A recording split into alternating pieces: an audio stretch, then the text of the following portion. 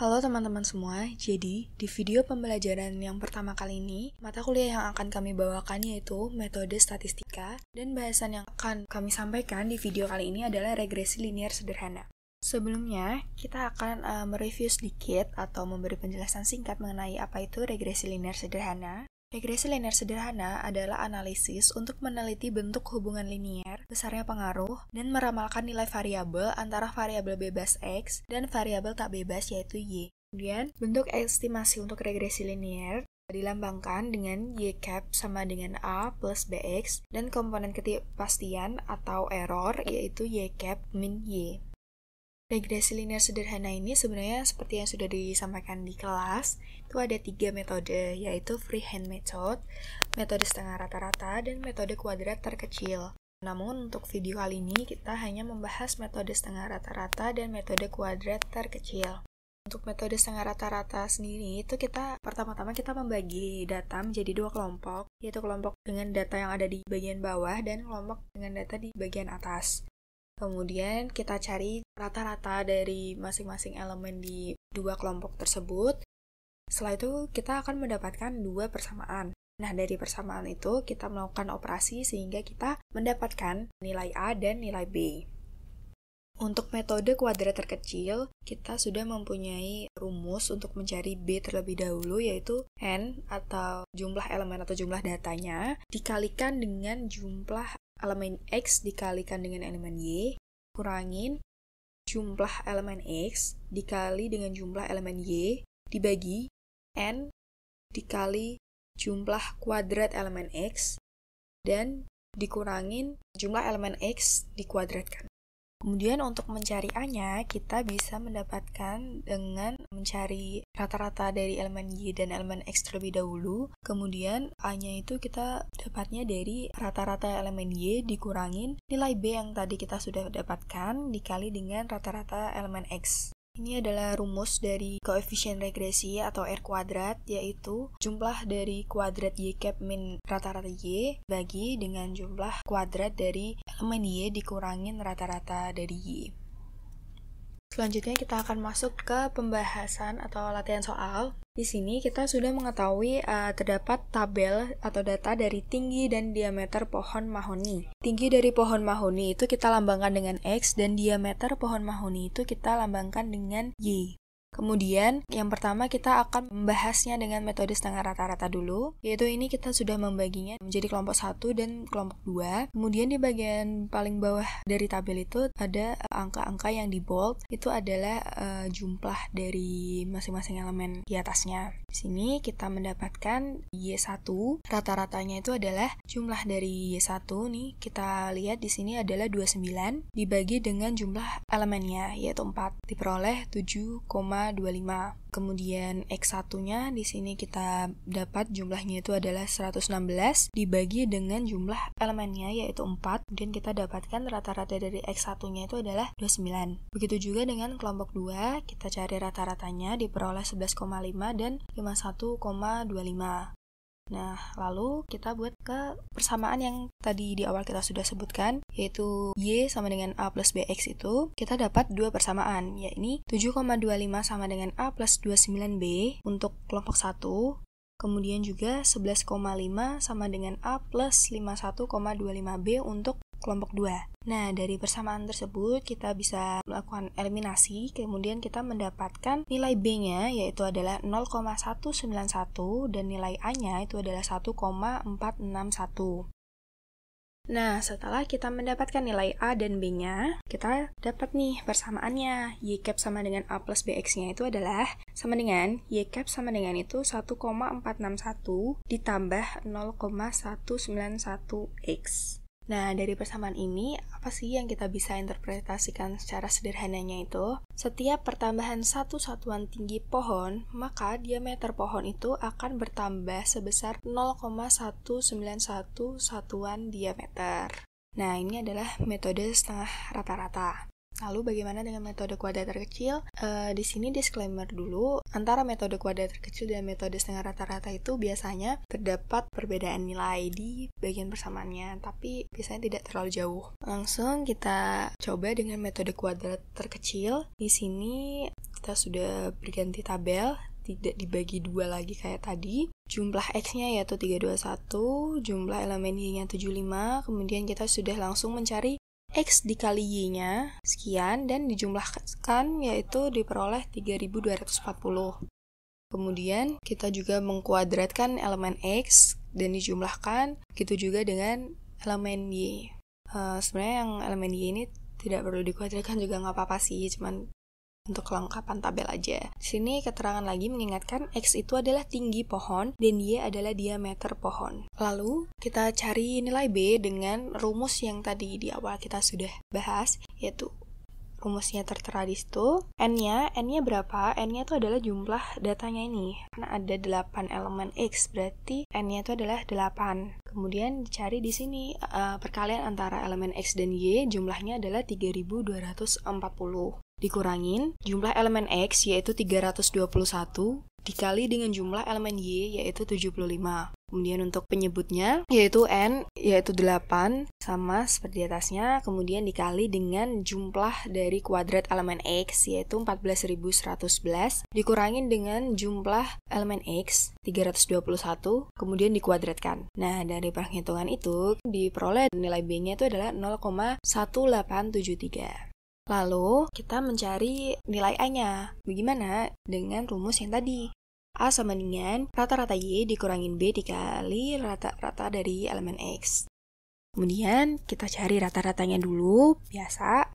Diperoleh 9,375 untuk rata-rata Y dan 40,125 untuk rata-rata X-nya. Kemudian kita masukkan ke persamaan di atas tadi, itu diperoleh nilai A-nya adalah 1,8595. Nah, kita masukkan deh ke persamaan Y cap tadi. Y cap sama dengan A plus BX, Y cap sama dengan 1,8595 ditambah 0,1873X. Lalu, bagaimana interpretasinya? Yaitu setiap pertambahan satu satuan tinggi pohon, maka diameter pohon mahoni juga akan bertambah sebesar 0,1873 satuan. Nah, ini kalau kalian samakan dengan persamaan yang metode setengah rata-rata tadi, ada perbedaannya, tapi tidak terlalu signifikan gitu. Nah, ini adalah scatter plot dari data yang tadi. Nah, tadi kalau misalnya kita yang mengacu pada metode setengah rata-rata tadi, ini kita dibagi dari kelompok 1 dan kelompok 2. Itu maksudnya kelompok 1 itu adalah yang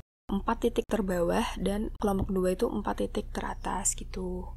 Cara membagi kelompok 1 dan kelompok 2-nya. Nah, di sini diperoleh kalau dengan Excel kita memperolehnya dengan persamaannya itu adalah Y sama dengan 0,1874X ditambah 1,8569. Nah, nilai ini tuh hampir mirip dengan nilai yang kita dapatkan dari metode kuadrat terkecil tadi.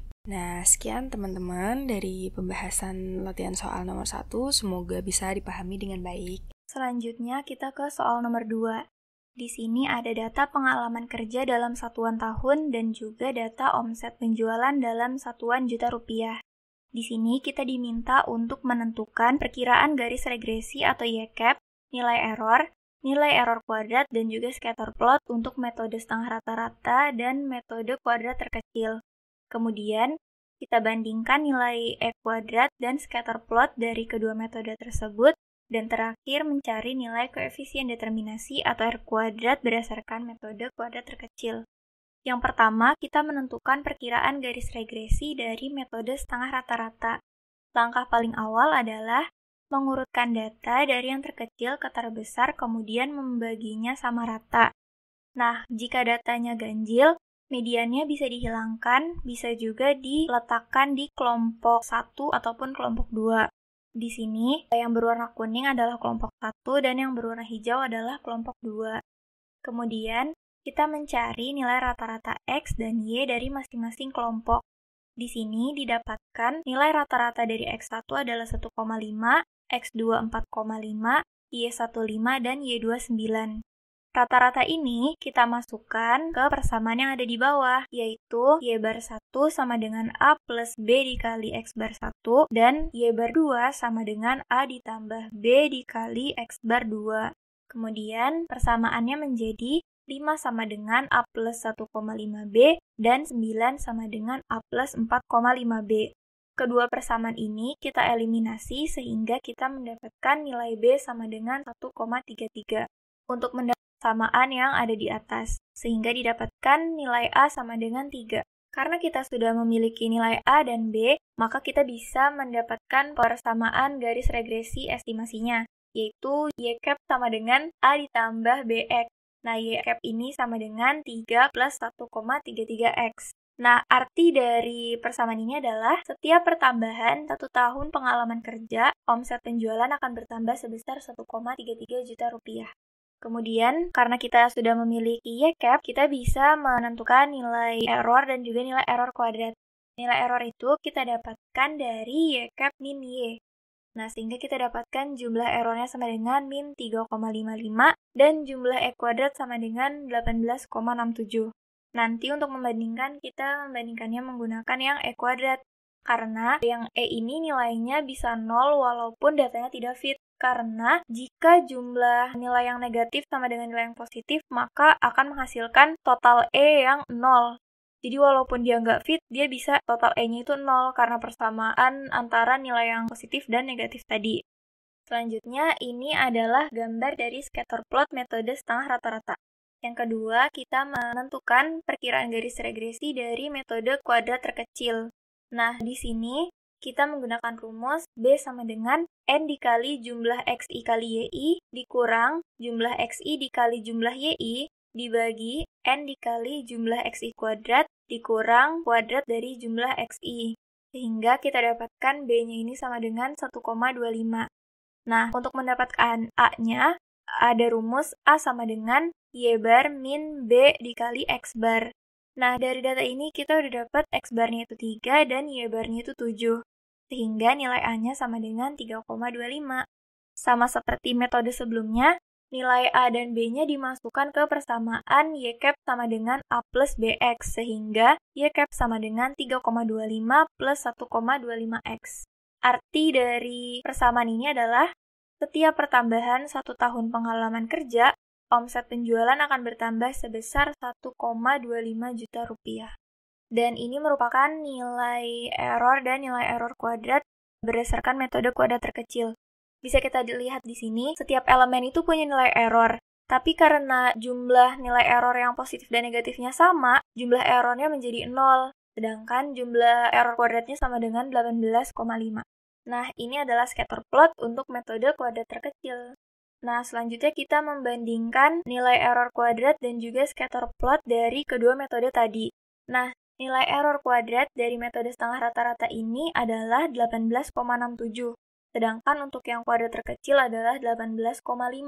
Bisa kita lihat bahwa nilai error kuadrat untuk yang kuadrat terkecil ini lebih rendah dibandingkan dengan yang setengah rata-rata. Sehingga bisa kita katakan bahwa metode kuadrat terkecil ini lebih baik untuk memprediksi dibandingkan dengan metode setengah rata-rata.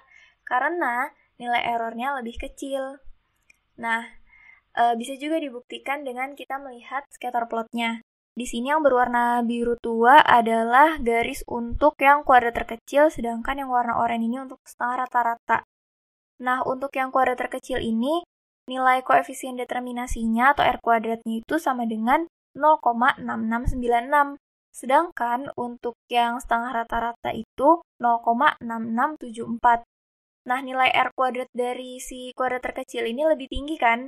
Apabila R kuadrat itu lebih tinggi, maka modelnya itu akan lebih fit pada data.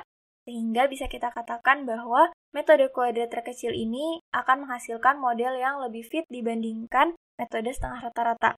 Nah, untuk mencari koefisien determinasi atau R kuadrat, rumusnya adalah jumlah dari Y cap min Y bar kuadrat per jumlah dari YI min Y bar kuadrat. Nah, kita dapat di sini R kuadratnya sama dengan 0,6696 untuk yang metode kuadrat terkecil. Arti dari 0,6696 ini adalah 66,9% dari variasi atau keragaman omset penjualan bisa dijelaskan oleh pengalaman kerja. Nah, jadi 66,9% dari variasi variabel Y ini bisa kita jelaskan oleh variabel X. Angka 66,9% ini dikatakan cukup tinggi, sehingga bisa kita katakan bahwa Model ini cukup fit pada data. Sekian penjelasan singkat dan pembahasan soal materi regresi linier sederhana. Mohon maaf apabila terdapat kesalahan dalam penyampaian. Terima kasih, selamat belajar dan semangat!